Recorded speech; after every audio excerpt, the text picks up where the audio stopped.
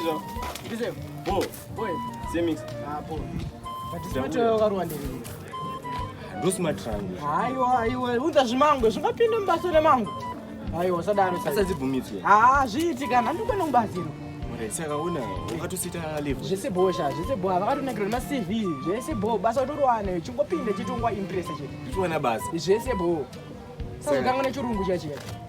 Don't worry. I went for that. Jesus! Zvadzidziso zvese nemaudze mukati. Saka ndopinda. Yapinda bo. Saka ukoro bazera. Bo, tenda kushanda chese bana. Ndode mwachita chinyepurano maraini kuti. Ngandipinde.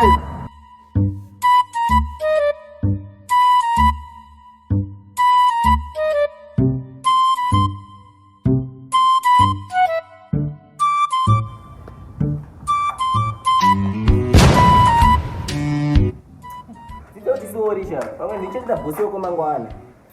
No.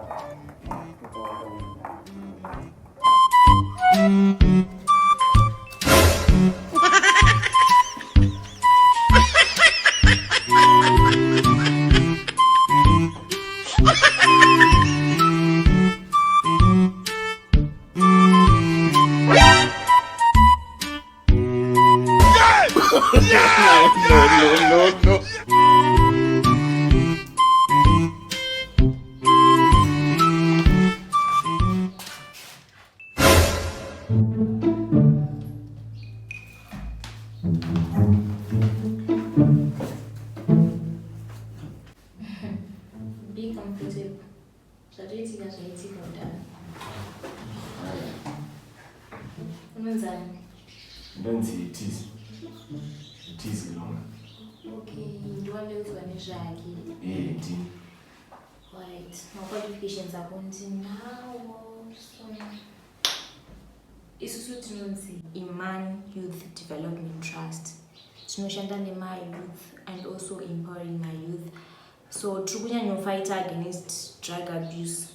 Kuti vakapinda madrugs, vabude madrugs, and also vakabuda madrugs, vasadzoka madrugs, and nevasati vapindawo madrugs, vasapinda madrugs.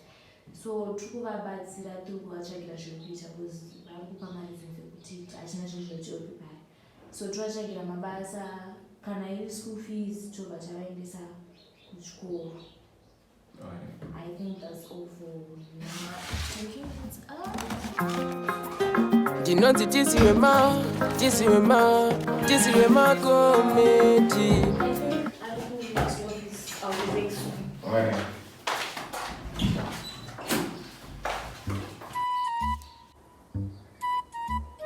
Jesus is Lord.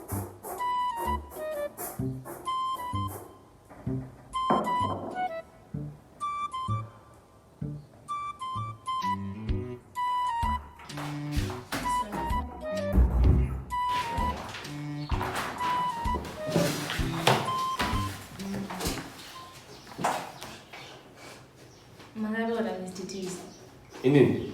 Handina single. Ndaurora zvamwe. Anyways, ndafarira jesu rakapfeka ndosapota manivyo. Give up on love. Only this other ex of mine, so I don't do what this. Apa I sprayer. Those spray. Saka ndotogara naye muofisi handitombonde kunzwa munhu anoispray utsamu. Asi ndiyana sprayer. Aiwa akati.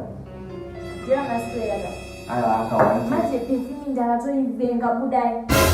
Budai muofisi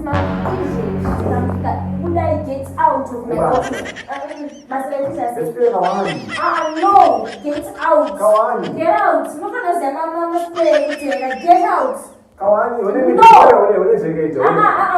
Mine munhu. Amona zvekaita so. Nangoda iso miti. Kusandaite handi. Manje manje mama. Tokeri gara nechipata chini manje.